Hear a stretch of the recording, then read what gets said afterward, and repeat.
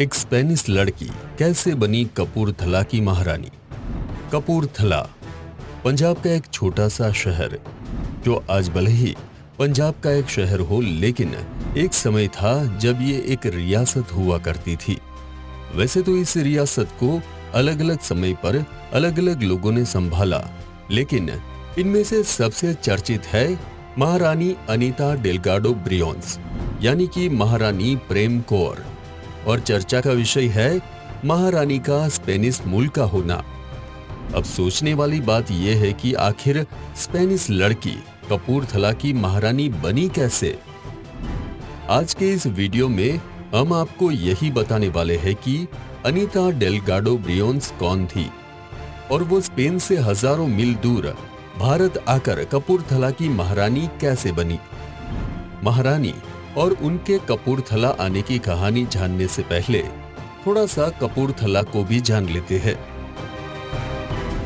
कपूरथला जालंधर शहर के पश्चिम में स्थित पंजाब का एक मुख्य शहर है। इसका नाम इसके संस्थापक नवाब कपूर सिंह के नाम पर रखा गया था। बाद में कपूरथला रियासत के राजा फतेह सिंह आहलूवालिया ने इसे शाही राजधानी भी बनाया। 11वीं सेंचुरी से 1772 तक कपूरथला राजपूतों के अधीन था, लेकिन 1772 में कपूरथला पर आहलूवालिया सिख सरदारों का कब्जा हो गया, जिसके बाद यहाँ सिख राजाओं ने भी राज किया। आज भी यह शहर अपनी खूबसूरत इमारतों और सड़कों के लिए जाना जाता है। एक समय में इसकी सफाई को देखकर इसे पंजाब का पेरिस कहा जाता था। यहीं के आखिरी महाराज थे महाराज जगत जीत सिंह, जिन्होंने यहाँ बहुत सी इमारतों का निर्माण करवाया, जो कपूरथला के सुनहरे इतिहास की गवाही देते हैं। इन्हीं महाराज की पत्नी बनी स्पेन के एक छोटे से परिवार से आई लड़की अनीता। पर कैसे, आइए जानते हैं।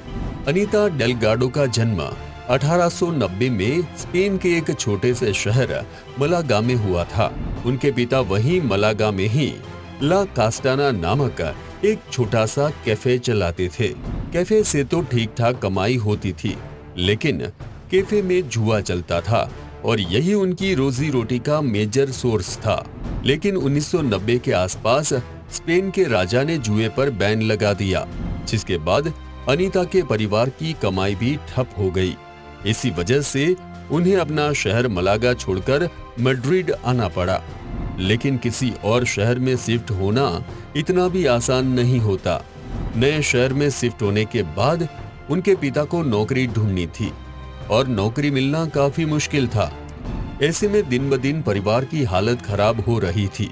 इसीलिए अनीता और उनकी बहन ने सोचा कि वो भी काम करेगी।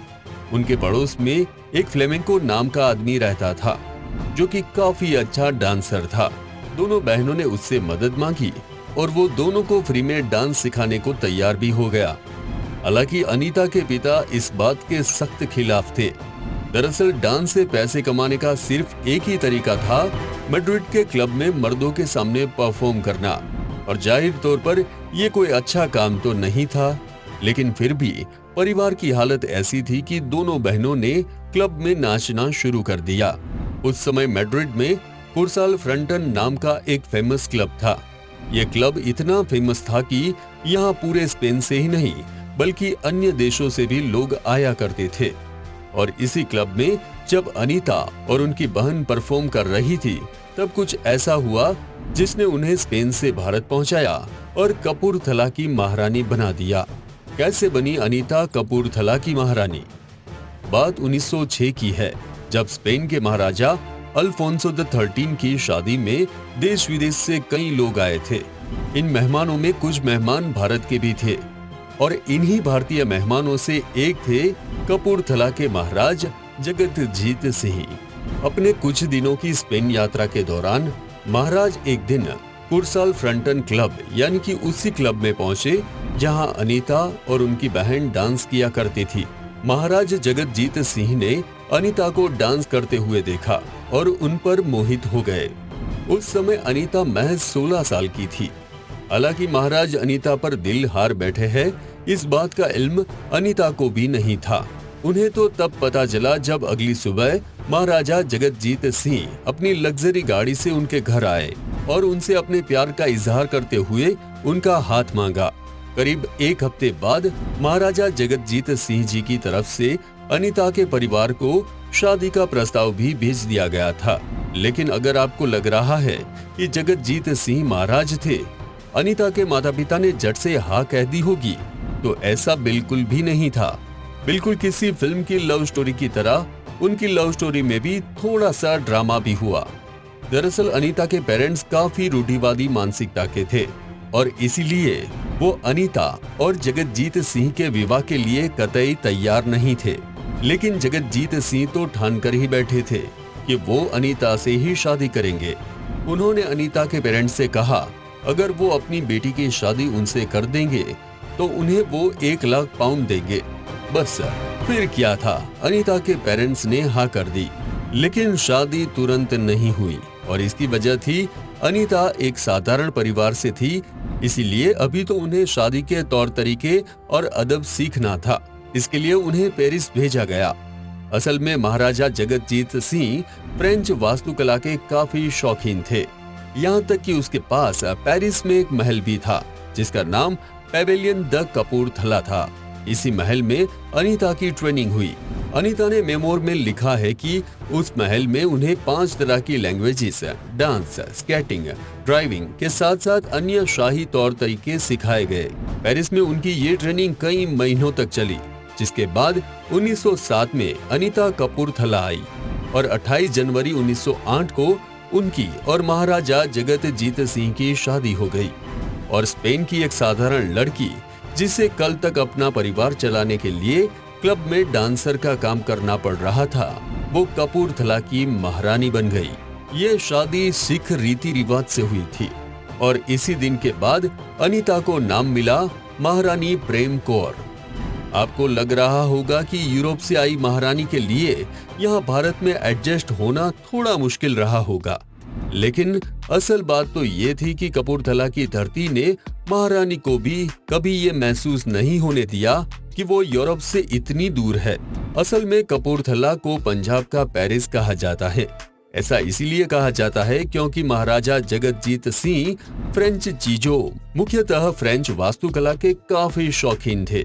इतना ही नहीं, कपूरथला महल के रसोइये तक पेरिस से आया करते थे।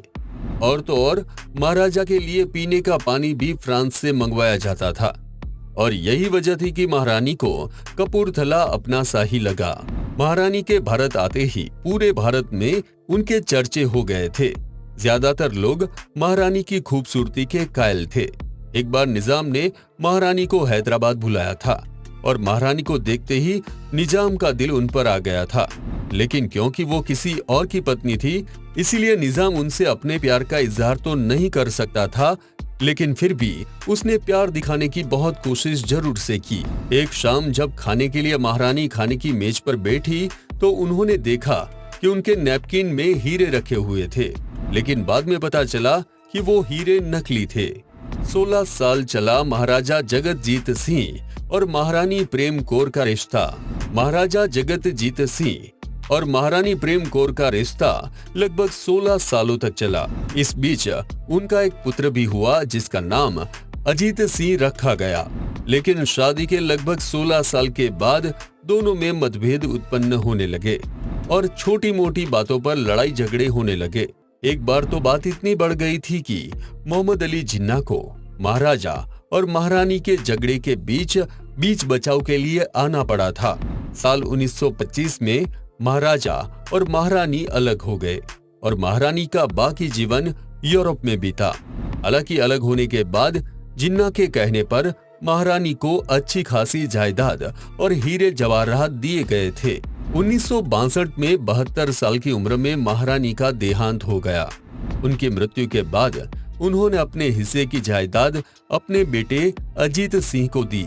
महारानी से अलग होने के बाद महाराजा जगतजीत सिंह ने 1942 में यूजिन ग्रोसुपोव नाम की एक महिला से शादी की, लेकिन 1946 में यूजिन की भी मौत हो गई।